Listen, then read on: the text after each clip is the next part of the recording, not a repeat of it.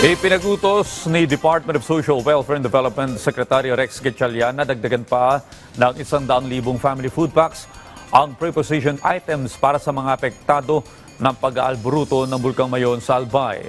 Aabot naman sa 140,000 at 105,000 ang stockpile na inihanda ng kagawaran para sa Region 5. Patuloy naman ang paghahanda ng food and non-food items DSWD din ng DSWD ng Cash for Work program para sa mga magsasaka at mangingisdang apektado.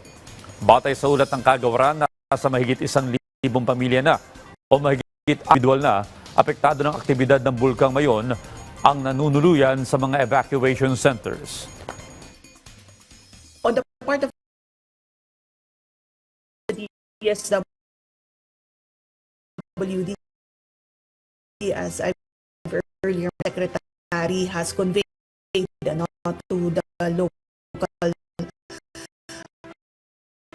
chief executives maging epekto nito ng nakahanda po kami na umalalay po sa kanila.